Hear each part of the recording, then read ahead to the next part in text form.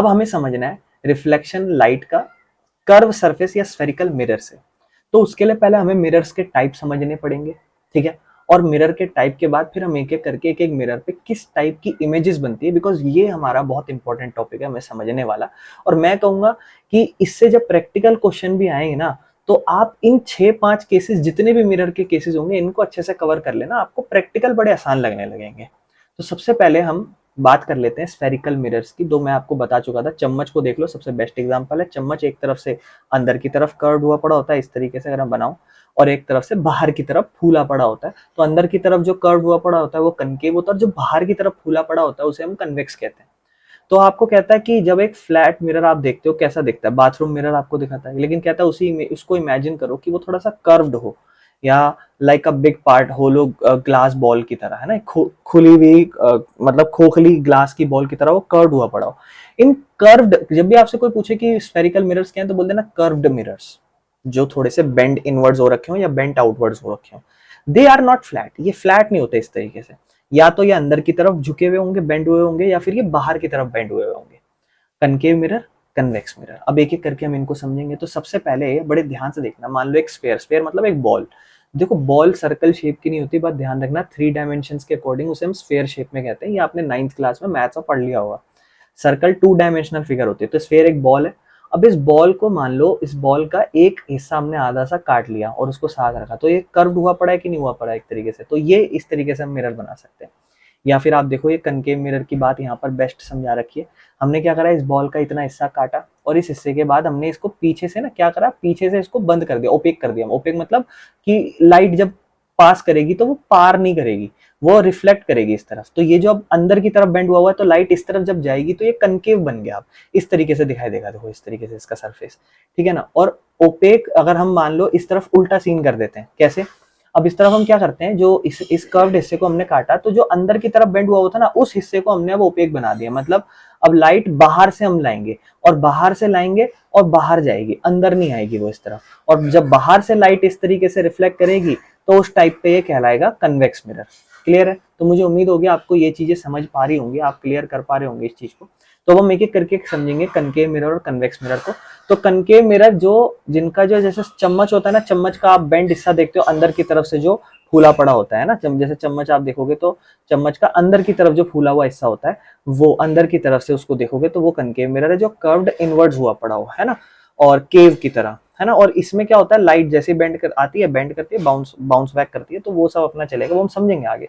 और कन्वेक्स में क्या होता है, जो फूला हुआ हिस्सा बाहर से लाइट आए, तो इसमें क्या होगा, कन्वेक्स मिरर में इसकी जो शेप है, it's reflecting surfaces curved outwards. तो इसमें क्या हो रहा है, बाहर की तरफ लाइट जो है वो कर्व्ड आउटवर्ड हुई पड़ी है। Reflection light bounces of this bulging out surface, तो लाइट इसमें बाउंस बैक करती है, ऐसे आएगी, ऐसे टकरा के कहीं भी अपना तरीका होगा उससे जाएगी, वापस बाउंस बैक करेगी।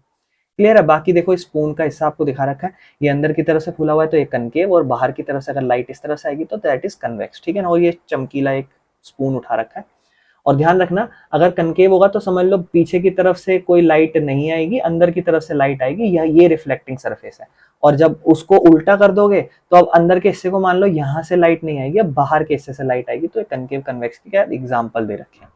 अब हमें यहाँ पे की टर्म समझनी है, इसको बहुत अच्छे से समझना है, इन चीजों को क्लियर करना है, तो ध्यान से समझते हैं सबसे पहले हम। ठीक है, तो सबसे पहले हम बात कर लेता हूँ यहाँ पे कनकेव मिरर की, मैं बात कर लेता हूँ।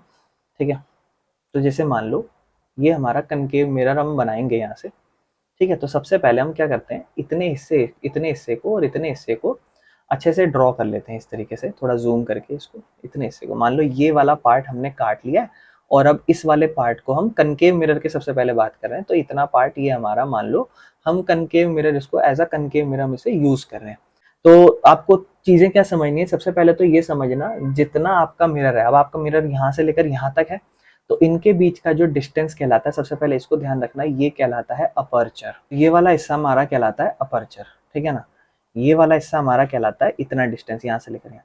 यानी कि अगर मैं एक छोटा सा मिरर उठा के लिया हूँ तो इसका अपर्चर छोटा है, अगर मैं और बड़ा उठा के लिया हूँ तो उसका अपर्चर और बड़ा है। डिस्टेंस जितना होगा जहां से जहां तक, वो उतना बड़ा, उतना ही ज्यादा रिफ्लेक्शन दिखाएगा, इस बात का भी ध्यान रखना। सबसे पहले हम समझते हैं इसमें कि इस पर्टिकुलर फिगर का एक, ऑब्वियसली एक सर्कल है, 3 डायमेंशनल से स्फेयर है, तो इसमें बीच में कहीं ना कहीं सेंटर रहा होगा। तो ये पॉइंट सेंटर कहलाता है, ठीक है, इस पॉइंट को हम सेंटर ऑफ कर्वेचर कहते हैं, ठीक है, सेंटर कहलाता है। और इसी सेंटर से एग्जैक्ट बिल्कुल यहाँ पर एग्जैक्ट एक बाउंड्री पे एक स्ट्रेट लाइन हम ड्रॉ करते हैं इस तरीके से, जो हमारी कहलाती है प्रिंसिपल एक्सिस। ये वाली लाइन को हम प्रिंसिपल एक्सिस कहते हैं। देखो ये बेसिक है, प्रैक्टिकल भी समझने के लिए। ये हमारा कहलाता है प्रिंसिपल एक्सिस, ठीक है, ये वाला लाइन हमारा कहलाता है। और ये जो पॉइंट होता है ना जहां से मिरर और प्रिंसिपल एक्सिस एक दूसरे को इंटरसेक्ट कर रहे हैं, ये कहलाता है हमारा, ये हमारा कहलाता है पोल। इसे हम कहते हैं पोल। ये पॉइंट, इसे पी से भी रिप्रेजेंट कर सकते हो।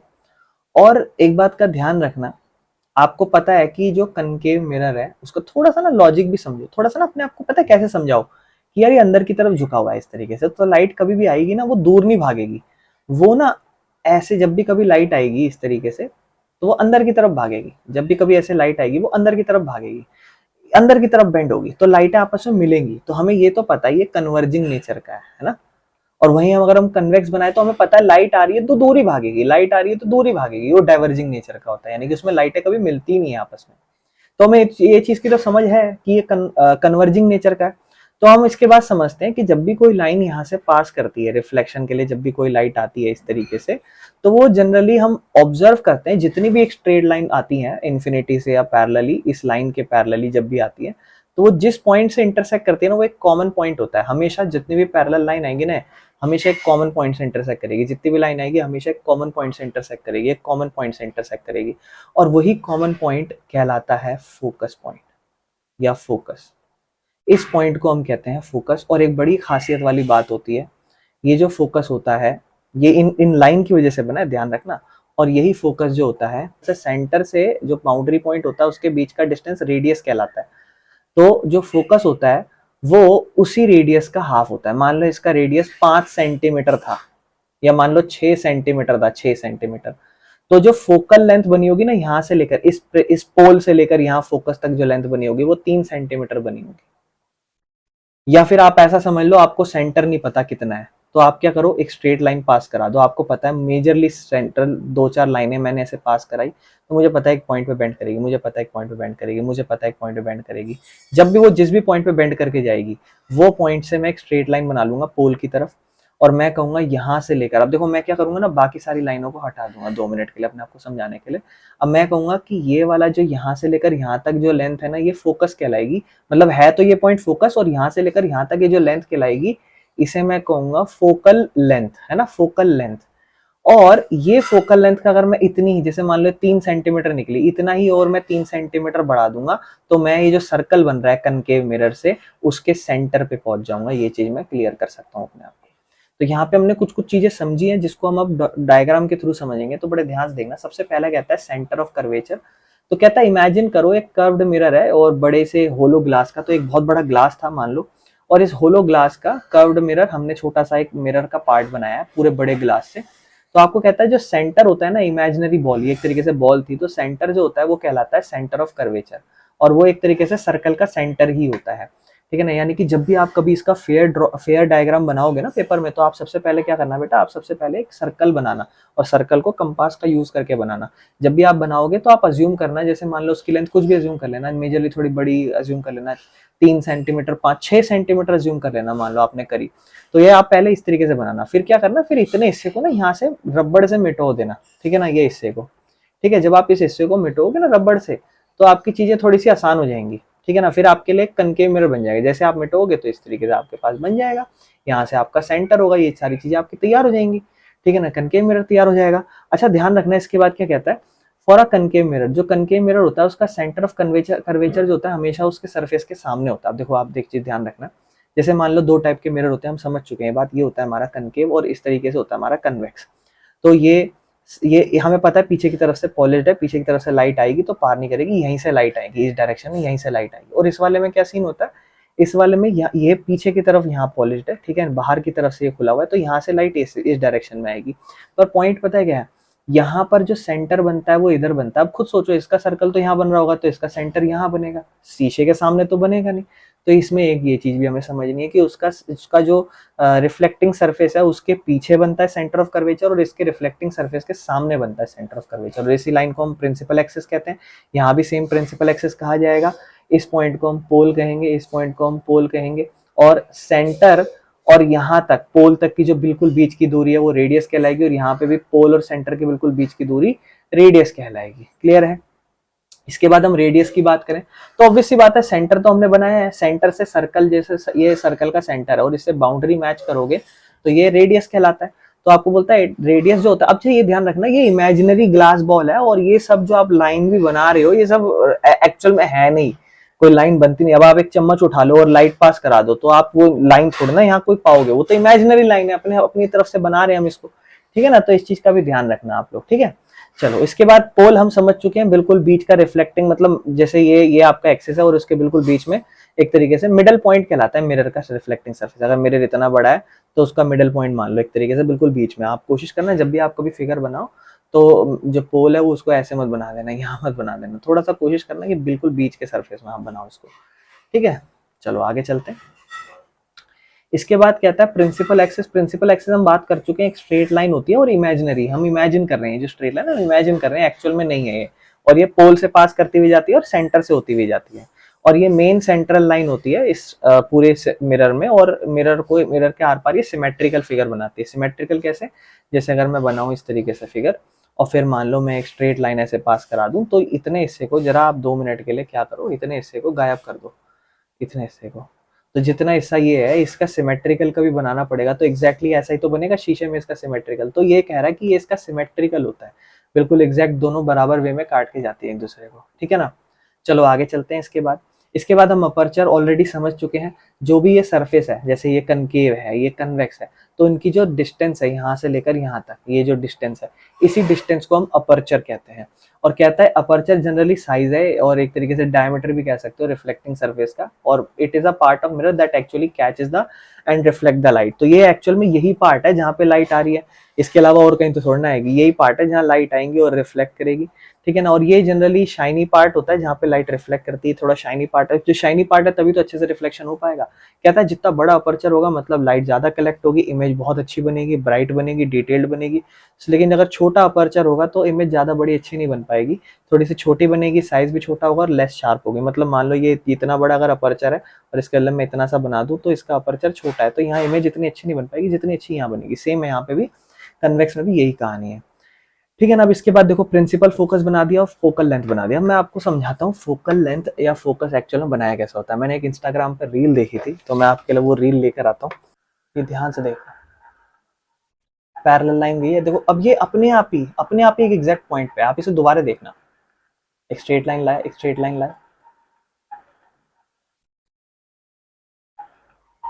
अब एक अपनी तरफ से कनकेव मिरर बना रखा है और लाइट स्ट्रेट ला रहे हैं, हम कोई मैजिक नहीं कर रहे, वो अपने आप ही एक पॉइंट से जा रही है। और देखो ना, चारों अलग अलग डायरेक्शन से आ रही है, चारों लाइट अलग अलग डायरेक्शन से आ रही है, लेकिन सबका देखो एक एग्जैक्ट पॉइंट पे मिलना, ये किसी मैजिक से कम नहीं है। अगर आप ध्यान से देखो तो देखो अपने आप मिल रही है, एक अलग डिस्टेंस से ऑन करा, फिर एक अलग डिस्टेंस से, फिर एक अलग डिस्टेंस, लेकिन चारों पैरेलल आ रही है, चारों पैरेलल आ रही है, स्ट्रेट आ रही है। तो ये हमें क्या दिखा रहा है, ये डायग्राम हमें ये दिखा रहा है कि इमेज किस तरीके से अपने आप ही फोकल लेंथ बन रही है, अपने आप ही फोकस पॉइंट पे टकरा रहा है, ठीक है। अब इसी चीज को मैं आपको समझाता तो आप इसको सोचते, लॉजिक लगाते, अच्छा ठीक है ये हमें याद करना है कि अपने आप ही जाती है, लेकिन अब आपको क्लियर हो रहा होगा।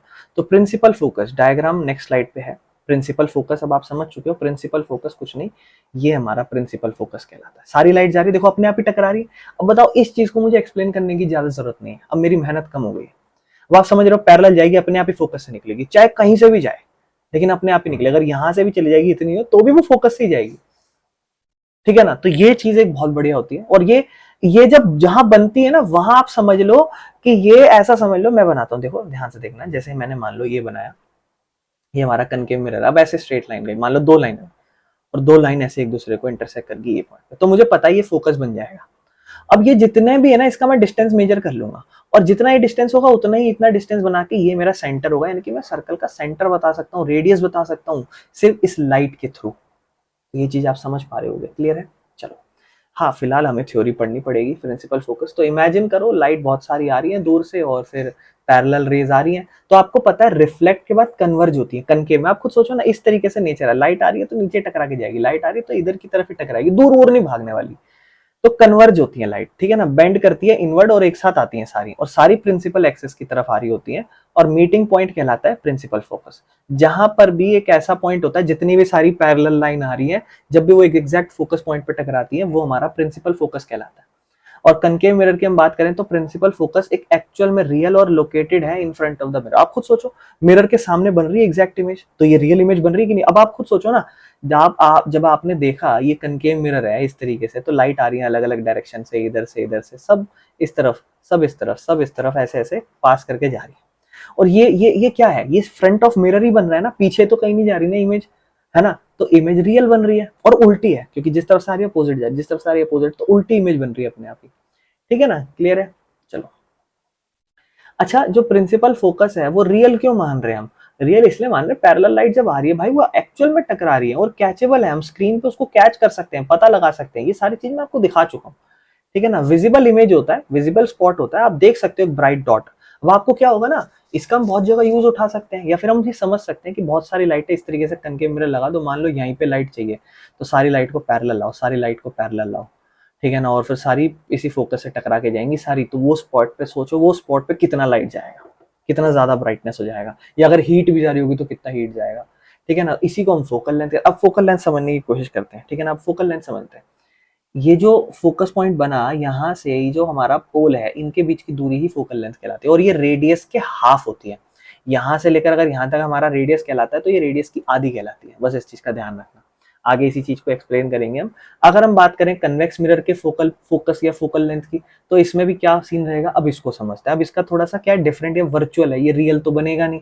तो अगर हम रियल नहीं बना रहे, तो अब देखो क्या होगा, मान लो यहाँ पर हमारा कन्वेक्स मिरर है। अब हमें पता है ये डाइवर्जिंग नेचर का है, वर्ड याद करो बार बार, कन्वेक्स है तो डाइवर्जिंग नेचर, कन्वेक्स मिरर है तो मिरर। और यही उल्टा पड़ने लग जाना जब लेंस पे आ जाओ, तो ऐसे लाइट आई, ऐसे लाइट आई, हमें पता है दूर भागेगी, हमें पता है दूर भागेगी, दूर भाग गई, मिल ही नहीं रही। अब हमने सोचा यार इमेज तो बन ही नहीं पाएगी, ये तो भाग गए दूर एक दूसरे से, क्या करें? तो हमने क्या करा, हमने जब मान लो आप यहाँ पर हो, आप यहाँ से इस लाइट को देखोगे, या मान लो उस ऊपर वाले पॉइंट से जब आप आंखों को देखोगे, तो आप क्या सोचोगे कि ये इमेज यहाँ कहीं से आ रही है। एक्चुअल में शीशे के पार आप उस चम्मच के पार नहीं देख सकते पीछे, लेकिन आप इमेजिन करोगे लाइट यहाँ से आ रही है, और इमेजिन किया जाता है कि लाइट इस पॉइंट से आ रही है, वहां पर पीछे उसका फोकस पॉइंट बनाया जाता है। और ये सेम जैसे यहाँ पर फोकस बनता था, सेम यहाँ से भी यहाँ पे फोकस बनता है, लेकिन ये वर्चुअली बनाया है, रियल में ये दिखेगा नहीं आपको, जैसे मैंने आपको रियली में दिखाया इंस्टाग्राम की रील से, तो ये वैसा नहीं है, वर्चुअली आपको नहीं दिखेगा, आपको इमेजिन करना पड़ेगा। और ये इमेजिन करोगे तो ये फोकस पॉइंट बनेगा, और फिर इसी को अगर आप डबल कर दोगे इतनी लेंथ को, तो फिर आपको सेंटर भी मिल जाएगा, या सेंटर का आप अपने आप से बराबर मान लोगे। यानी कि यहाँ पर भी वही रूल है, ये रेडियस का आधा है और इसका डबल करोगे तो रेडियस निकल जाएगा। तो ये वो बात वहीं पर ये भी हो रही है, सेम है, उसमें ज्यादा कुछ फर्क नहीं है। क्लियर है मेरे भाइयों? चलो आगे चलते हैं। अब देखो इसको, इस लैंग्वेज को पढ़ते, देखो लाइट पैरेलल जा रही है, पैरेलल जा रही है, लेकिन हमें पता है कन्वर्जिंग नेचर, डाइवर्जिंग नेचर की, सॉरी। तो जब है रिफ्लेक्ट बैक, दूर भागेगी, दूर भागेगी, दूर भाग रही है, सारी दूर भाग रही है, तो इमेजिन किया जा रहा है कि ये पीछे का एग्जैक्ट एक पॉइंट पे एक दूसरे को टच कर रहे हैं, that point is called focus. तो इसमें तो एक्चुअल में इंटरसेक्शन नहीं हो रहा, मिल नहीं रही लाइट, लेकिन जो की डिफरेंस है वो ये है कि एक्चुअल में मिलती नहीं है। कनकेव और कन्वेक्स में यही है कि कनकेव में तो मिलती है, लेकिन यहाँ ये मिल नहीं रही एक्चुअल में। इसे आप स्क्रीन पे कभी कैप्चर नहीं कर सकते, यानी कि आप कन्वेक्स मिरर को कभी भी रखोगे और सामने लाइट लाओगे, तो वहां तो हमने कैप्चर करा, देखा कि हाँ लाइट बन रही है, यहाँ नहीं बनेगी, ठीक है ना। तो ये उस पॉइंट पे तो स्क्रीन पे नहीं बनेगी, लेकिन एक जो ब्राइट स्पॉट है उसको अज्यूम करा जाएगा कि यार ये पीछे बन रही है कहीं, क्योंकि तो डाइवर्जिंग नेचर का है, तो इसका लोकेशन कहाँ माना जाता है, बिहाइंड द मिरर। ये मिरर है, इसके पीछे बिहाइंड द मिरर इमेज बनती है यहाँ पे। फोकल लेंथ कन्वेक्स की वही सेम सारी बातें होंगी, कि वही जो डिस्टेंस होगा प्रिंसिपल एक्सिस और पोल या और फोकल लेंथ के बीच में, वही फोकल लेंथ कहलाएगा, और वो रेडियस का हाफ होगा या फुल होगा, ये चीज समझना। अब मैं आपको एक और चीज थोड़ी सी समझा देता हूँ, बस थोड़ा सा ध्यान रखना, आप थोड़ा सा मैथ्स को यूज करना। आप ऐसा समझो कि अच्छा, ग्राफ जब आप कभी भी यूज करते हो, ग्राफ कभी भी आप ऐसे ग्राफ यूज करते हो, तो आपको पता होता है ये आपका एक्स एक्सिस होता है, ये आपका एक्स एक्सिस होता है। ये वाला साइड आपको पता है एक्स में नेगेटिव होता है और ये वाला साइड आपको पता है पॉजिटिव वैल्यू लेता है, ये 1 2 3 4 और ये -1 -2 -3। अब इसी को ना मिरर से रिलेट कर लो, मिरर से रिलेट कर लो इस तरीके से, मिरर से रिलेट कर लो इस तरीके से। ये मान लो बिल्कुल बीच का पॉइंट है, ओरिजिन जिसे हम कहते हैं, और इस तरफ अगर कोई भी वैल्यू होगी तो वो हमें पता है नेगेटिव होगी, लेकिन इस तरफ कोई भी वैल्यू होगी तो वो हमें पता है पॉजिटिव होगी।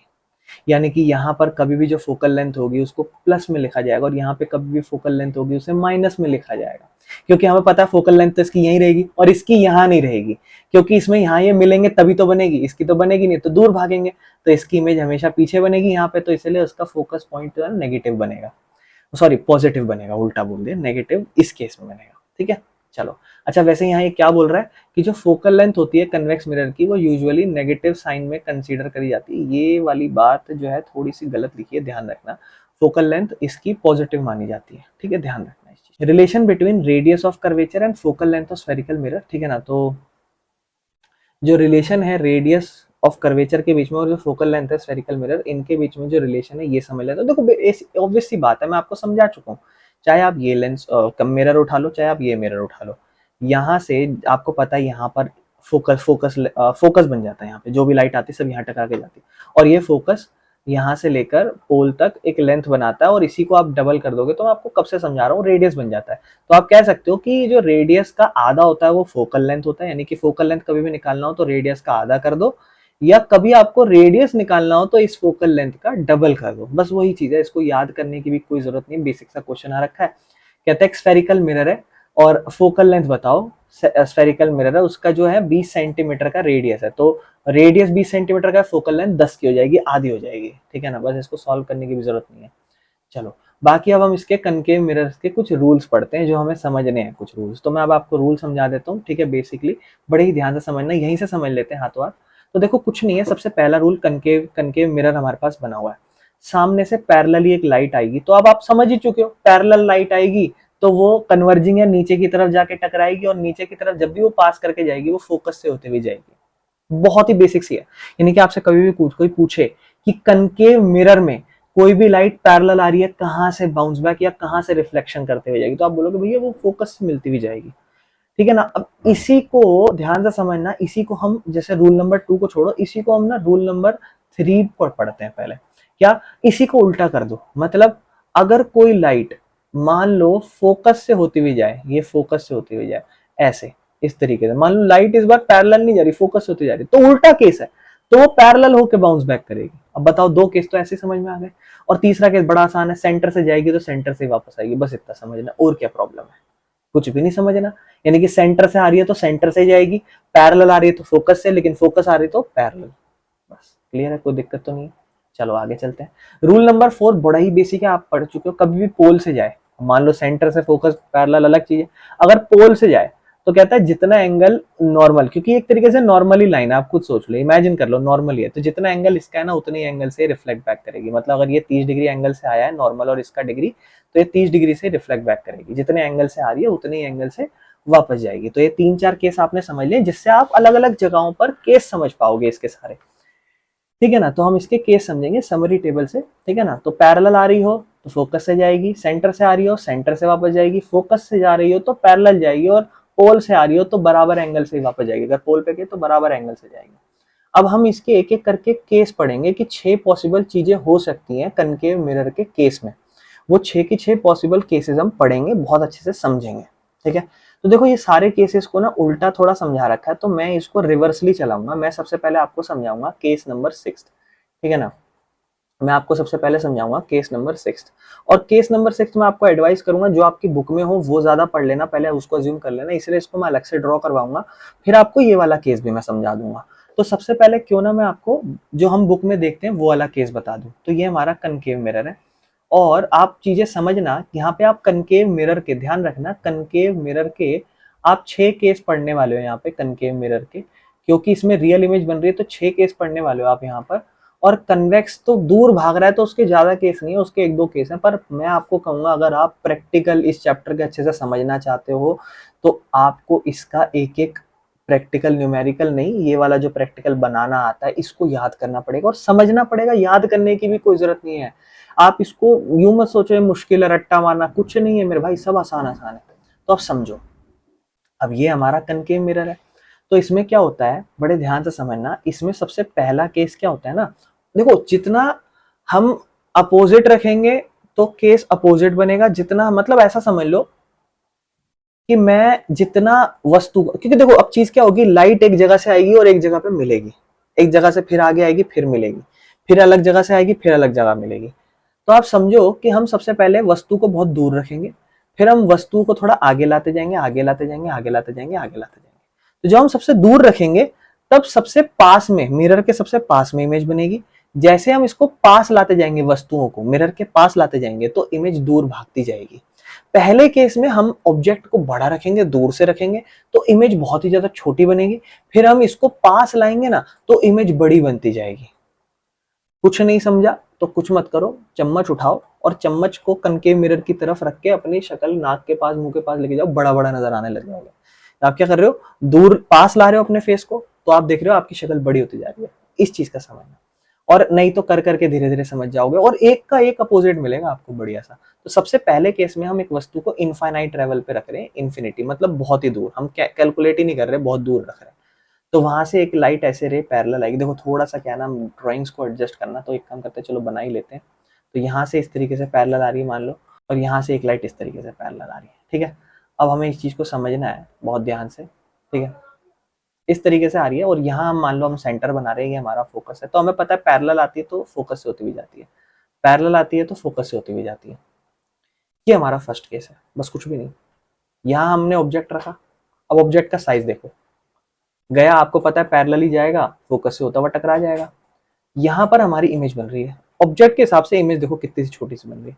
तो ऑब्जेक्ट आपका बड़ा है, इमेज बहुत ही छोटी और उल्टी, क्योंकि आपको पता है रियल में उल्टा होता है, ऊपर वाला नीचे, नीचे वाला ऊपर, इन्वर्टेड।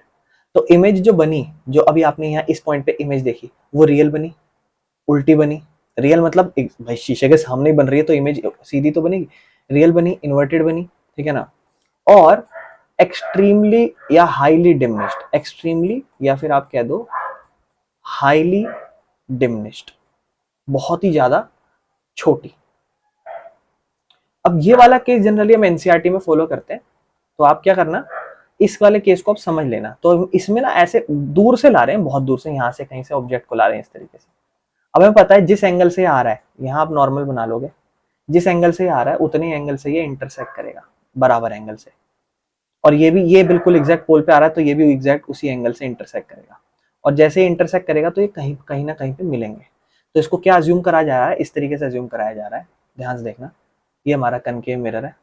अब क्या हो रहा है, मान लो ये एक एग्जैक्ट पॉइंट है, यहाँ से एक ऐसे लाइट आ रही है स्ट्रेट इस तरीके से, एक और लाइट लाते हैं इस तरीके से पैरेलली। अब बहुत ध्यान से समझना, ये वाला केस जो उसमें बना हुआ है एग्जैक्टली कैसा है, बस इस केस को समझाने के लिए मैं मेहनत कर रहा हूँ, और तो वैसे हम समझ चुके हैं इस केस को। यहाँ से एक नॉर्मल होगा और जितना भी इसका वैल्यू होगा, जितना ये एंगल होगा, ध्यान से देखना, जितना ये एंगल होगा इस तरीके से, उतने ही एंगल से यहाँ रिफ्लेक्शन होगा।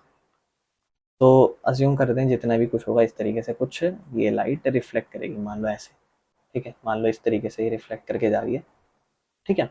तो अब जब ये लाइट इस तरीके से रिफ्लेक्ट करेगी ना, तो होगा क्या, यहाँ पर एक सेंटर का पॉइंट होगा मान लो, और यहाँ पे कुछ इस तरफ पे एक फोकस पॉइंट होगा, और ये पॉइंट एक दूसरे को जहाँ इंटरसेक्ट कर रहे हैं वो ये वाला पॉइंट है हमारा फोकस पॉइंट। यहाँ हमारी इमेज बनेगी। ऑब्जेक्ट हमारा अच्छा खासा बड़ा है, दूर से आ रहा है धीरे धीरे, ठीक है, ऐसा समझ लो ये बड़ा सा स्पॉट है, धीरे धीरे ऐसे आ रहा है, और इमेज जो है ना वो उसके मुताबिक बहुत ज्यादा छोटी बन रही है और फोकस में बन रही है। तो ये वो उस बुक के अंदर जो हमारी पीडीएफ है उसमें इस तरीके से समझा रखा है।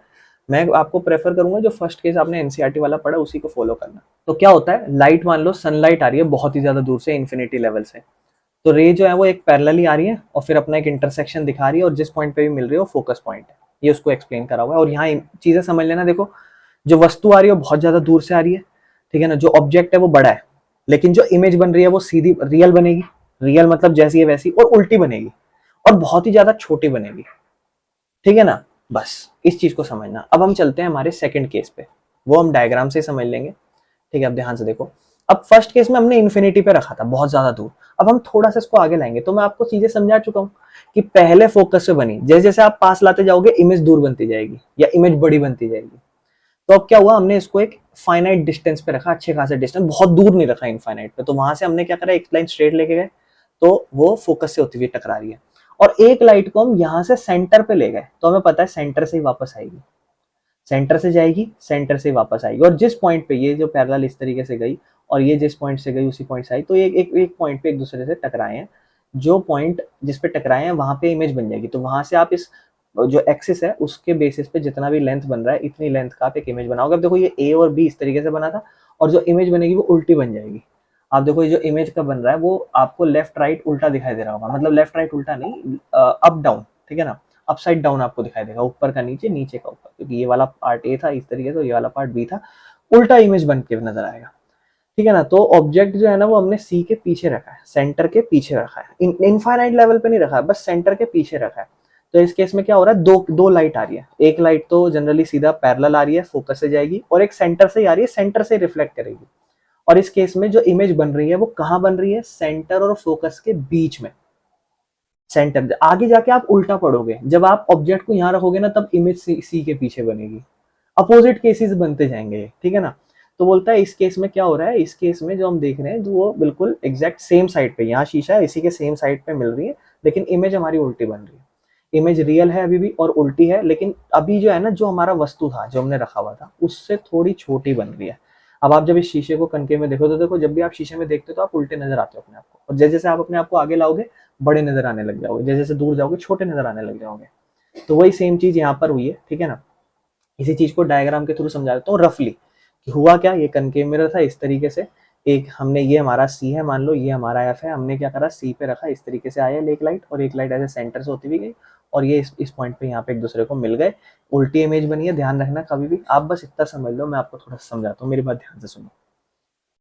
अब एक और चीज समझो, ग्राफ समझते हो, ग्राफ पे आपको पता है ये साइड मैंने आपको नेगेटिव बताई, ये साइड मैंने आपको पॉजिटिव बताई। अब एक और चीज समझ लो यहाँ से जो आप क्लियर करना, आपको पता है, अब वाई एक्सिस पे फोकस करो, ये वाई एक्सिस होता है, इस तरफ वाई की वैल्यू प्लस होती है और इस तरफ वाई की वैल्यू माइनस होती है। तो यहाँ पर जो इमेज बनेगी वो समझ लो उल्टी बनेगी, नेगेटिव बनेगी, हाइट जो भी होगी, और इस तरफ हमेशा समझ लो पॉजिटिव बनेगी। अगर यही यहाँ पर बने तो ऑब्वियस सी बात है, ऊपर है तो पॉजिटिव और इधर है यहाँ पर तो वो भी नेगेटिव है। क्लियर है। तो ये कनकेव का केस था, कनकेव मिरर का। अब हम थर्ड केस पे चलते हैं सबसे पहले। तो हम थर्ड केस देखते हैं, ये वाले पे, इस वाले पे हम एग्जैक्ट सी पे रख रहे हैं। तो सी पे रख रहे हैं तो एक पैरेलल जाएगी, फोकस से टकरा के आएगी, और एक क्या कर रहे हैं, एक फोकस से ले जा रहे हैं और उसको पैरेलली वापस ला रहे हैं। तो इमेज इस बार पता है क्या होगा, सेंटर पे हमने वस्तु रखी थी सेम साइज की, इमेज भी सेंटर पे बन रही है सेम साइज की। ये एक केस होता है। देखो इससे प्रैक्टिकल आता है। आपको पता है क्या बोलता है, कहता है हमने सेंटर पे रखी थी, इमेज का साइज बताओ कितना बनेगा। तो जितना उसका ऑब्जेक्ट है उतना ही इमेज बनेगा। क्लियर है ना। तो क्या हो रहा है इस केस में, तो इस केस में जो ऑब्जेक्ट है वो एग्जैक्टली सेंटर पे हमने रखा है, और इमेज जो है ना, एक तो पैरेलल जा रही है फोकस से होते हुए आ रही है, और एक फोकस से जा रही है पैरेलली होते हुए आ रही है, और दोनों एक दूसरे को सेंटर पे मिल रहे हैं, बस नीचे मिल रहे हैं। तो उल्टी इमेज बनेगी, लेकिन इमेज का साइज सेम है, जितनी बड़ी ये है उतनी ही बड़ी ये इमेज बन रही है। ठीक है। तो इमेज रियल है, इन्वर्टेड है, सेम साइज की है और सेंटर पे बन रही है। तो इस केस को भी रफली समझना चाहो तो बस ऐसे समझ लो, यहाँ है सेंटर हमारा, मान लो ये है, ये हमारा फोकस है, ये हमारा ऑब्जेक्ट है, इसको हमने ऐसे रखा, एक फोकस से होती हुई और एक ऐसे हुई, तो यहाँ मिल गई, दोनों दोनों सेम साइज की थी, जितनी है उतनी, बस और कुछ नहीं है इसमें। ठीक है। इसके बाद हम क्या करें, देखो देखो समझो, चीजों को दूर रखी, बहुत दूर रखी, पास लाए और पास लाए, दूर रखी इमेज इसके ज्यादा पास बनी, फिर पास लाए इमेज दूर बननी शुरू हुई, फिर और पास लाए और इमेज और दूर भागने लग रही है। अब आप समझो, अब इसको यहाँ लाओगे तो इमेज और दूर भाग जाएगी। अब आपको सोचो सी और एफ के बीच में रख रहे हो, जब सी और एफ के बीच में इमेज बनी थी तो आपका सी के पीछे इमेज, सी के पीछे ऑब्जेक्ट रखा था। अब इसी को उल्टा समझ लो। अब हम क्या करेंगे, अब खुद सोचो। अब हम थोड़ा और आगे बढ़ा देंगे, ये हमारा सी है मान लो, ये हमारा एफ है, तो हम इसको यहाँ रखेंगे और यहाँ से एक फोकस से लेते हुए जाएंगे। ठीक है ना। और अब आप ध्यान समझना, आप चाहो तो एक ऐसे फोकस से लेते हुए पैरेलल लेके जा सकते हो, जो भी ऐसे जाएगा। ठीक है ना। तो देखते हैं इसका कैसा बना रखा है, ध्यान से देखना अब इस केस को। तो इस केस में क्या हो रहा है, बड़े ध्यान से समझना। इस केस में हम सी और एफ के बीच में रख रहे हैं, तो सी और एफ के बीच में पैरेलल रखा और फोकस से होता हुआ गया। ठीक है। और दूसरे वाले को आप दो केस कर सकते हो, या तो इसको ऐसे फोकस से ले जाओ, ठीक है ना, ऐसे फोकस से इस तरीके से ले जाओ, फोकस से यहाँ ऐसे ले जाओ और ऐसे सीधा चला जाएगा और उसमें भी इमेज देखो यही बनेगी। तो यूं मत सोचना कि इसने तो कुछ अलग कर रखा, अगर हम फोकस से ले जाएं तो गलत बन जाएगी क्या, नहीं सही बनेगी, बट डायग्राम आपको सही ड्रॉ करनी पड़ेगी। तो ये एक केस है। लेकिन इमेज आप समझ जाओ सी के पीछे बनेगी और बड़ी बनेगी। देखो जितना हमारा वस्तु था उससे बड़ी बनने लग गई अब इमेज, अब उल्टा होने लग गया। पहले बड़ा ऑब्जेक्ट था तो इमेज छोटी छोटी बन रही थी, अब जैसे जैसे आगे लेके जा रहे हैं ऑब्जेक्ट को तो इमेज ज्यादा बड़ी बनने लग गई है। और दूसरा केस बेटा सेंटर से ले जा सकते थे। सेंटर से कैसे लेके जाओगे इसको भी समझा देता हूँ ताकि बहुत से लोग कंफ्यूज ना हो जाए। ये वाला केस क्या कर रखा था, ये हमारा फोकस है, ये हमारा सेंटर है, इसके बीच में हमने रखा, तो एक तो हम ऐसे फोकस से ले गए और दूसरा आप इसी को ऐसे सेंटर से थोड़ा इसको बड़ा कर लेते हैं, इसी को सेंटर से ले जाओ इस तरीके से, तो कहीं ना कहीं जहां भी मिल जाएंगे आपस में वहीं पे हमारी इमेज बन जाएगी। यहाँ पे पता है कोई भी लाइट यहाँ से, अब देखो इसको लेके कैसे जा रहे हैं उस चीज में कंफ्यूज मत होना, इस तरीके से देखो, इस चीज में कंफ्यूज मत हो जाना। अगर हम फोकस से लेके जा रहे हैं, ऐसे इमेज हमारी जा रही है, तो एक हमारा सेंटर से मान लो लाइट जा रही है, आप बोलोगे ऑब्जेक्ट तो यहाँ है, अज्यूम कर लो ना, ठीक है ना, अज्यूम कर लो इस तरीके से ऐसे कि ये लाइट ऐसे फोकस से होती हुई जा रही है, सेंटर से गई है, सेंटर से गई है और सेंटर से ही वापस आएगी, कहीं ना कहीं मिल जाएंगे, सी के पीछे इमेज बन जाएगी जैसे उसमें बना रखी है। नहीं तो मैंने आपको बोला क्या करो, एक को सेंटर से, एक को ऐसे पैरेलली ले जाओ और एक को फोकस से ले जाओ, दोनों बढ़िया मिल जाएंगे एक दूसरे की। तो इमेज की बात करते हैं। अब कहता है इस बार जो हमने इमेज बनी है ना वो रियल, अभी भी रियल ही बनी है। रियल मतलब इसके सामने जब तक बनेगी तो रियल बनेगी, शीशे के सामने जब भी इमेज बनेगी रियल बनेगी। और कहता है उल्टी बनेगी, मतलब जैसे इस तरह के से इमेज खड़ा तो उल्टा बन जाएगा, लेकिन मैग्नीफाइड मतलब ऑब्जेक्ट जो था ना हमारा उससे बड़ी इमेज बनी है और ये सेंटर के पीछे बनी है। तो ये चीज है ना याद करने वाली है और सोचने वाली। जब आप इसको ऑलरेडी समझोगे तो इसमें याद करने के लिए कुछ है नहीं ज्यादा कि हाँ इसको हमें रट्टा मारना पड़ेगा इस तरीके, ऐसा कुछ नहीं है। ठीक है, अब हम इसको थोड़ा और बढ़ाते हैं। तो पहले हमने इन्फिनिटी रखा, फिर सी के पीछे रखा, फिर सी और एफ पे लिया है, फिर हमने फोकस पे रखा। अच्छा कोई ऐसा केस था जहां पे फोकस पे इमेज बन रही थी? हाँ सबसे पहला ही केस था। तो सबसे पहले केस में क्या हुआ था, ऑब्जेक्ट इन्फिनिटी पे था और इमेज एफ पे बन रही थी। इस बार एफ पे रख रहे हैं और इमेज इन्फिनिटी पे बनी, बस इतना ही समझना है। ठीक है ना, कैसे, तो हम इसको पहले रफली समझ लेते हैं। तो आप एक काम करना, ये हमारा एफ बना लेना, ये हमारा सी बना लेना, यहाँ पे रखो एक ऑब्जेक्ट को, तो एक ऐसे फोकस से होता हुआ टकराया, और एक क्या करना ना, आप चाहो तो इतने एंगल से ले जाना।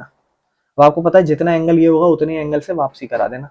ठीक है ना, पेपर में आएगा तो भैया कैलकुलेट कर लेना, क्या प्रॉब्लम है, रफली तो सारी चीजें करोगे, इस एंगल को कैलकुलेट कर लेना, ऐसे डी बना के ऐसे चेक कर लेना। ठीक है ना, तो इतने एंगल से वापस जाएगा। तो आप देखोगे ये ना थोड़ा सा क्या नेचर है, ये ऐसा लग रहा है कि पैरेलल जा रहे हैं, बट एक्चुअली पैरेलल नहीं है। देखो ना दूर थे, थोड़ा गैप इसमें बड़ा था, लेकिन आगे आगे जाके डिस्टेंस कम हो रहा है। तो एक पॉइंट होगा बहुत ज्यादा दूर, एक पॉइंट ऐसा होगा बहुत ज्यादा दूर, जब ये बहुत ही ज्यादा दूर मिलेंगे तो इमेज ना बहुत ही ज्यादा दूर बनेगी। तो उसके लिए हम कहेंगे कि इमेज ना बहुत ही ज्यादा इन्फिनिटी लेवल पे बनेगी, इन्फिनिटी लेवल पे बनेगी। और खुद सोचो इसके हिसाब से कितनी बड़ी बनेगी, जब इन्फिनिटी बनेगी तो बहुत ही ज्यादा बड़ी बनेगी। ठीक है ना, ये केस हम कर सकते हैं, है ना। यहाँ पर क्या करा हुआ है, यहाँ पर एक इसको सेंटर से ही लेके गए हैं, तो आप चाहो तो ऐसे कर लो। सेंटर से कैसे, तो आप देखो इस तरीके से ले जाओ, मान लो ये हमारा है, एक केस में हम इसको जैसे मान लो हम एफ पर है और ये हमारा सी है, तो इस तरीके से लेके गए, ऐसे फोकस से आ गया। अब दूसरा क्या करो, सेंटर से ले जाओ, इसको थोड़ा बड़ा कर लो, सेंटर से ले जाओ, और आपको पता है सेंटर से लेके जाओगे तो सेंटर से ही वापस जाएगी। तो ये केस आपको बनेगा ना, ये केस ऐसा बनेगा कि ये बहुत ही ज्यादा दूर मिलेंगे एक दूसरे को, मिलेंगे बहुत बहुत ज्यादा दूर मिलेंगे एक दूसरे को। और ये अपोजिट ही केस है देखो एक दूसरे के, जिसमें दूर रखा पास बनी इमेज, जिसमें पास रख रहे हैं इमेज दूर बन रही है, अपोजिट ही तो है। तो क्या इसमें आप याद करना, तो देखो एक को हम पैरेलली ले गए, फोकस से इंटरसेक्ट करिए, एक सेंटर से गया, सेंटर से ही वापस आया, दोनों केस को एक्सप्लेन करा, तो बोलता है ये रिफ्लेक्टेड रेज जो है ना वो यहाँ तो नहीं मिल रही, यहाँ तो हमें मिलती हुई नहीं दिखाई दे रही, लेकिन ये आगे जाके मिलेंगी, बहुत ही ज्यादा दूरी पे मिलेंगी हमें एक दूसरे से। तो इमेज कैसी बनेगी, इमेज रियल बनेगी, उल्टी बनेगी, अपसाइड डाउन बनेगी और मैग्नीफाइड बनेगी, बहुत ज्यादा बड़ी बनेगी और इन्फिनिटी लेवल पे बनेगी। हमें नहीं दिख पाएगी कहाँ बनेगी, बट बनेगी, ये इन्फिनिटी पे बनेगी। अब इसके बाद हमारा आता है लास्ट केस। ये एकमात्र ऐसा केस है जो सबसे ज्यादा इंपॉर्टेंट हो सकता है, जहां पर आपसे बोल सकता है कि रियल, अब देखो आपको पता है कनकेव मिरर है, तो कनकेव मिरर में जनरली हर केस में आपकी जो इमेज बनती है वो रियल बनती है, मतलब शीशे के सामने बनती है। लेकिन एक ऐसा केस होता है जहां इमेज रियल नहीं बन सकती, वहां इमेज आपकी बनती है, इमेजिन की जाती है वर्चुअल इमेज। तो ये केस आपका देखो इंपॉर्टेंट हो गया कि नहीं हो गया। तो एक केस ऐसा होता है जहां पर हमारी इमेज वर्चुअल बनती है, जैसे मान लो इस तरीके से हमारा कैमरा है, मान लो इस तरीके से। तो इस बार हम क्या कर रहे हैं, देखो अब ये हमारा एफ है, ये हमारा सी है। अब हमने लास्ट एफ पे तो रख लिया था, अब जैस बात है एफ से थोड़ा और आगे रखेंगे। तो एक लाइट तो जैसे मान लो इसको ना आप कैसे ले जाना, देखो इसको अगर मान लो हम वस्तु यहाँ रख रहे हैं, तो अगर हम यहाँ से इसको लाइट को ऐसे ले जाएंगे तो ये वस्तु है, तो ये वस्तु तो यहाँ पे टकराएगी, मतलब जाएगी नहीं, इसके पार होएगी नहीं ये लाइट। पर आप खुद सोचो, ये पूरा का पूरा केस तो इमेजिनरी है, इमेजिन कर रहे हो, पूरा का पूरा केस इमेजिन कर रहे हो, तो आप इमेजिन कर लो कि मतलब अगर आप मान लो यहाँ खड़े हो और लाइट ऐसे जाएगी, तो आपसे टकरा के थोड़ी ना जाएगी फोकस पे, आपकी यहीं रुक जाएगी, लाइट यहाँ पास ही नहीं करेगी।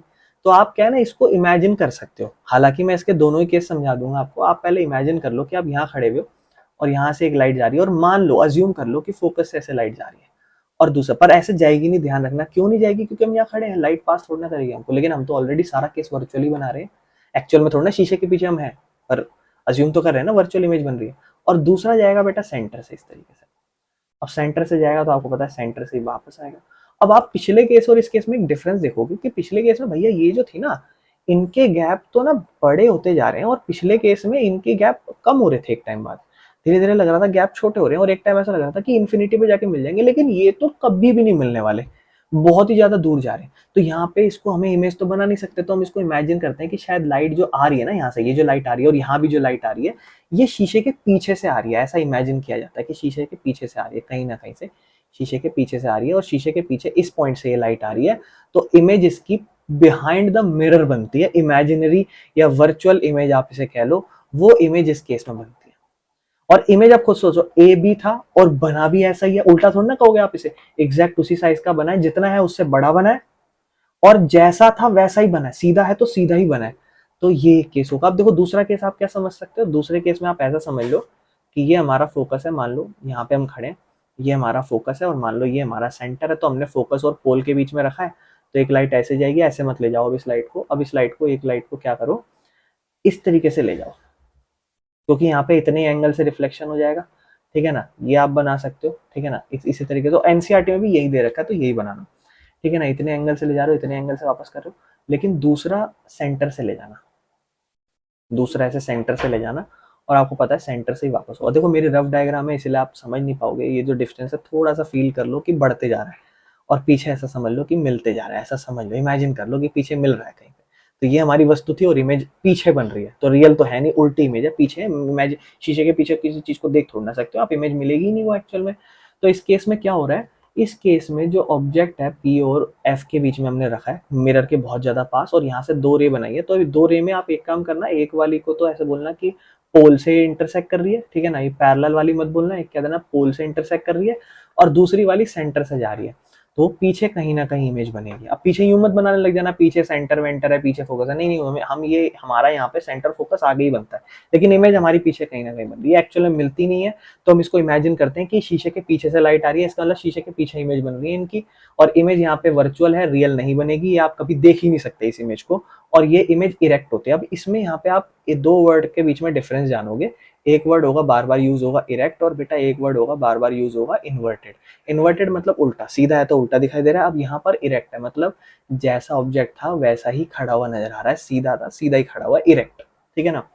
और मैग्नीफाइड है, बहुत ज्यादा बड़ा है, जो भी आपका ऑब्जेक्ट था उससे तो बड़ा ही डिस्टेंस इसका बन रहा है, और शीशे के पीछे बन रहा है। तो ये सारे केस कनकेव के पढ़ चुके हो। अब जैसे ही आप ये केस पढ़ लो, एक बार ना 6 के 6 केस को अपनी कॉपी में बना के देख लेना, चाहे रफ क्यों ना बना के देखना, तभी ये सारे केसेस आपको क्लियर होंगे।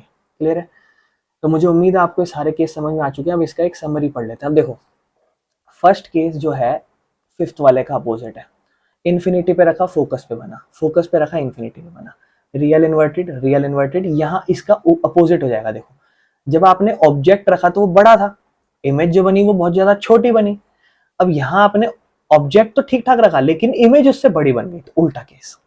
सी के पीछे रखा तो इस केस में आप सेकंड को फोर्थ का अपोजिट मानो, सी के पीछे रखा तो इमेज आपकी सी और एफ के बीच में बनी, रियल और इन्वर्टेड बनी, छोटी बनी, और यहाँ पर सी और एफ के बीच में रखा, उल्टा देखो उल्टा है ना, सी और एफ के बीच में रखा तो सी के पीछे इमेज बनी, रियल और इन्वर्टेड बनी और बड़ी बनी उल्टा, और सी वाला सी के साइज ही बनी। ये दोनों केस अपोजिट है एक दूसरे से, ठीक है, इनका कोई लिंक नहीं है, कहीं आप इनका लिंक पढ़ने लग जाओ। तो अगर मैं बात करूं यहाँ पर कनकेव मिरर के इस्तेमालों की, तो हम जैसे कनकेव मिरर हम समझ चुके हैं कि कनकेव मिरर इस तरीके से होता है हमारा, इस तरीके से कर्व्ड अंदर की तरफ कर्व्ड हुआ पड़ा, वो हमारा कनकेव मिरर होता है। अब समझो ये कनकेव मिरर है, तो इसका हम क्या क्या इस्तेमाल कर सकते हैं वो समझते हैं, और मैं आपको कोशिश करूंगा इमेजेस के थ्रू समझाऊं।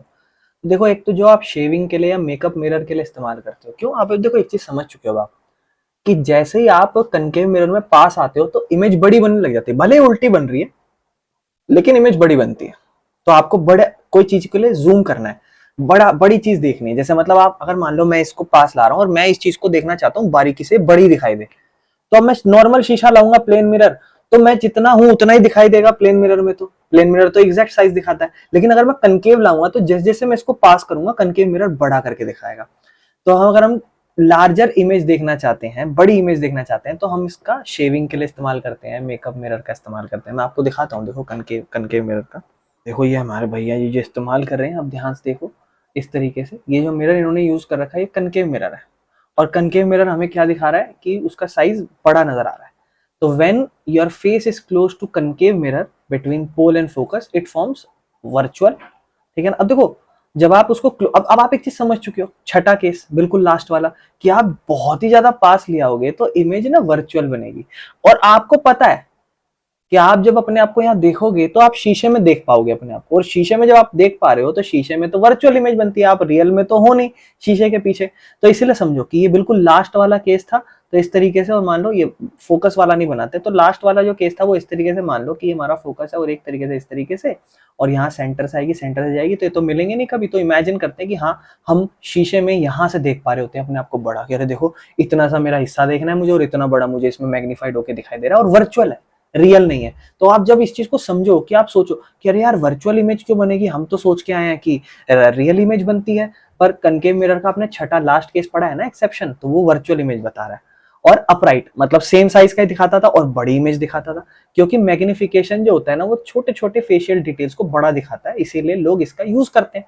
डेंटिस्ट के जो मिरर होते हैं, जो डेंटिस्ट के मिरर होते हैं ताकि वो बड़ी इमेज देख पाए दांतों की, वो भी ऐसे होते हैं। मैं आपको दिखाता हूँ डेंटिस्ट के मिरर। अब आप ध्यान से देखो, ये एक डेंटिस्ट ने इस्तेमाल कर रखा है। ये कौन सा मिरर आपको समझ रहा है? Concave mirror. क्यों? चीजें हमें ज्यादा बड़ी नजर आएंगी। अब ऐसा क्यों हो रहा है? क्योंकि जैसे ही पास लेके जाएंगे तो पोल और फोकस के बीच में ऑब्जेक्ट रख देंगे, दांत मतलब जो मिरर है।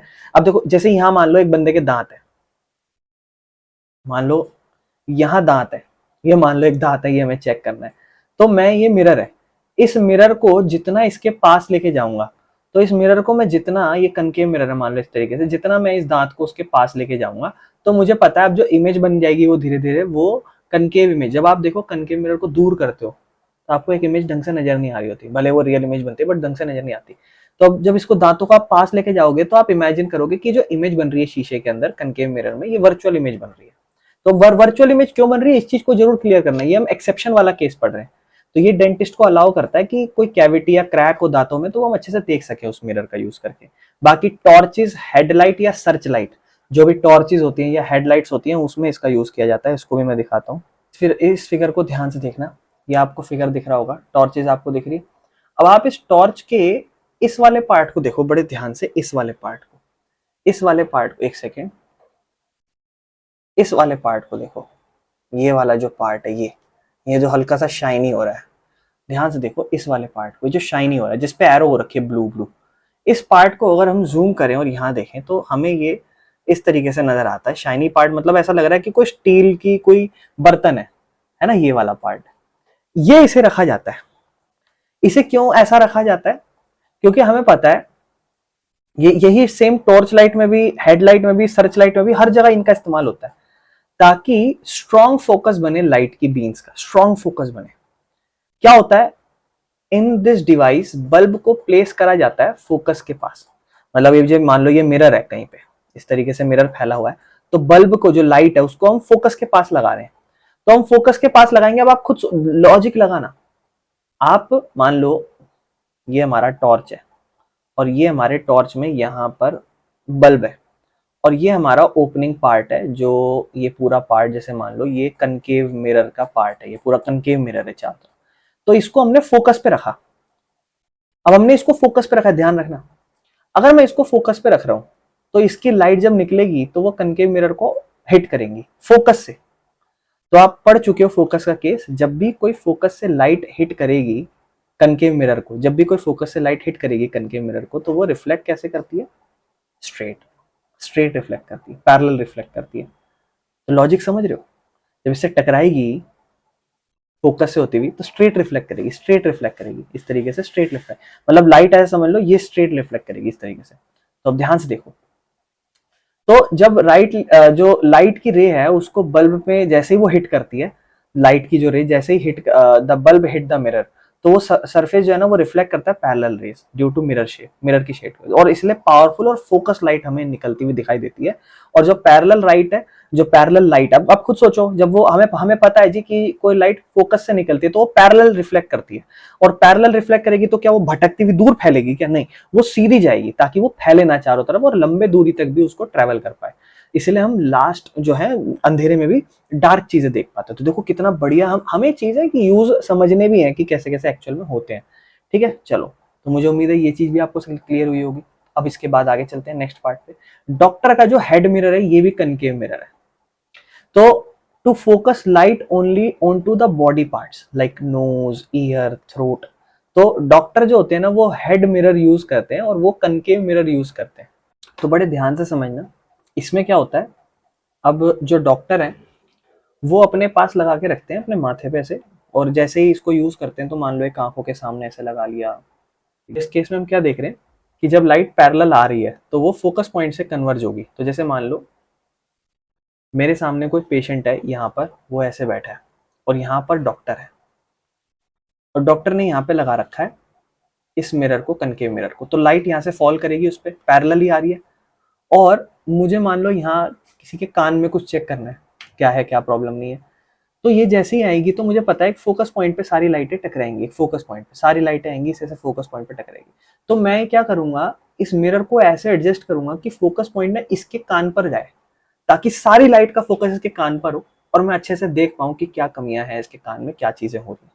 इस तरीके से डॉक्टर की हेडलाइट को यूज किया जाता है, मतलब जो डॉक्टर है वो हेड मिरर को यूज करते हैं, हेडलाइट को नहीं, हेड मिरर को यूज करते हैं। क्लियर है?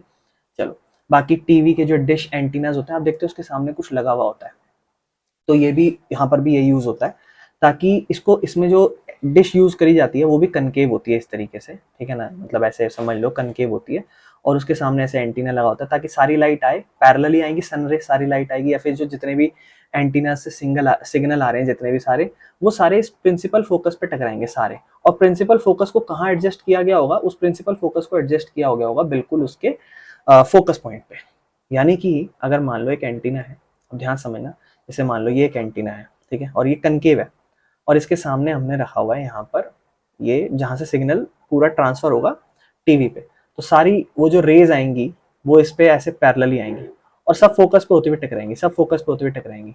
तो सारे सिग्नल एक ही डायरेक्शन में मिलेंगे फोकस पे, ताकि बेटर सिग्नल यूज हो सके, बेटर सिग्नल, क्योंकि अगर मान लो एक लाइट यहाँ आती तो सिग्नल मिलता, फिर अलग अलग रेज आ रही है, सारी फोकस पे टकरा रही है और बेटर सिग्नल हो पा रहा है। ठीक है ना? तो ऐसा ही समझ लो, आगे जाके मान लो कभी हमें हीट लेनी होगी तो यहाँ पर हम एक ऐसा पॉइंट लगा देंगे और हमें हीट चाहिए इस पॉइंट पे, ये ज्यादा हीट हो या किसी चीज को हमें पिघलाना हो या कुछ करना हो सनलाइट यूज करके, तो ऐसे सारी लाइट की रेज आएंगी और सारी हमें पता फोकस से होते हुए टकराएंगी सारी। तो ये चीज जहां पर भी आप इसको हीट के लिए भी यूज कर सकते हो, ठीक है ना? तो यहाँ पर भी सेम यही करा है। डिश जो है ना वो एक कनकेव फिगर है, ये डिश जो है ना कनकेव है, तो जैसे सारी पैरेलल वेव्स ले रहा है ना, सारी वेव्स आ रही है इसके अंदर पैरेलल, और हमें पता है जैसे पैरेलल आती है तो फोकस से होती हुई जाती है, तो पैरेलल आ रही है सारी की सारी, और वो जो एंटीना है उसके यहाँ पे फिक्स कर रखा है ये एंटीना, तो उसको फोकस पे लगाया गया है ताकि जितनी भी वेव्स आ रही है सारी, वो सारी की सारी उस फोकस से टकरा के जाए। तो एंटीना जो है वो फिक्स्ड है फोकस पे, तो वो स्ट्रॉन्गेस्ट पॉसिबल सिग्नल लेगा सैटेलाइट से और वो अच्छे से टीवी को वर्क करा पाएगा, टीवी सिग्नल अच्छे से आ पाएंगे सैटेलाइट से, वो चीज हो पाएगी because of that concave portion, क्योंकि वो लाएगा सारा और फोकस पे इंटरसेक्ट कराएगा, और फोकस पे जैसे ही वो इंटरसेक्ट करेगा तो फोकस पे रख किसको दिया जाता है, एंटीना को रख दिया जाता है ताकि सिग्नल अच्छे से पहुंचे। ऐसे ही सोलर फर्नेसेस को भी रखा जाता है, देखो आप अगले डायग्राम में इस तरीके से यूज करें, इस तरीके से होता है सोलर फर्नेसेस सेम। यहाँ पर भी क्या हो रहा है, वहां पे कनकेव मिरर को यूज किया जाता है सोलर फर्नेसेस के लिए ताकि वो फोकस करे सनलाइट को और सारे से ज्यादा best to best high temperature निकाल सके जो कोई भी मेटल को या मटेरियल को पिघला सके।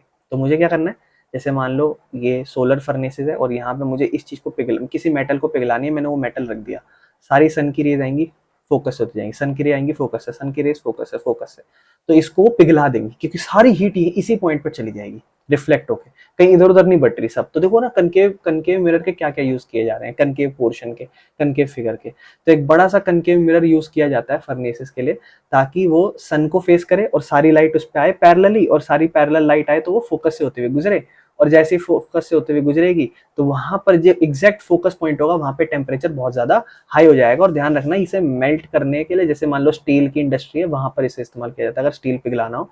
तो अगर मान लो बिजली बिजली का खर्चा नहीं करना हो तो ये लगा दो सोलर फर्नेसेस, कनकेव शेप में आएगा, सारी लाइट टकरा के चली जाएगी। ठीक है, चलो बाकी एक आध एग्जाम्पल दे रखा है इसको समझ लेते हैं, इसके बाद फिर हम कन्वेक्स के रूल पढ़ लेंगे। कनकेव मिरर में फोकल लेंथ होता है 10 सेंटीमीटर का, कहता है तो ऑब्जेक्ट कहाँ रखना चाहिए हमें। अब देखो फोकल लेंथ 10 सेंटीमीटर का, तो कहता है ऑब्जेक्ट हमें कहाँ रखना चाहिए in front of the mirror, so that the image जो है ना वो रियल बने, उल्टी बने और सेम साइज की बने। तो देखो बड़ा बेसिक सा क्वेश्चन है, कह रहा है कनकेव मिरर है, जो फोकल लेंथ है, फोकल लेंथ है कहता है ये 10 सेंटीमीटर की है, यानी कि यहाँ ये फोकल लेंथ 10 सेंटीमीटर की, सेंटर क्या है टोटल 20 सेंटीमीटर का, डबल होता है। तो कह रहा है कि आपकी जो है ना इमेज बननी चाहिए वो एग्जैक्टली सेम साइज की बननी चाहिए जैसा आपका ऑब्जेक्ट है। तो वो तो एक ही केस होता है जब हम सेंटर पे रखते हैं और सेंटर पे इमेज बनती है, तो हम उसको बोल देंगे, कहता है कि इमेज को कितनी दूर रखो, मतलब ऑब्जेक्ट को कितनी दूर रखो।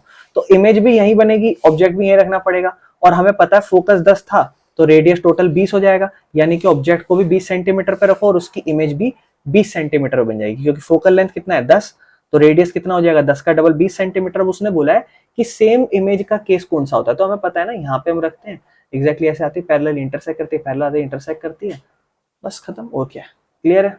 तो आप चीजों को समझ गए होंगे। इसके बाद हम आगे करेंगे नेक्स्ट कन्वेक्स रूल को।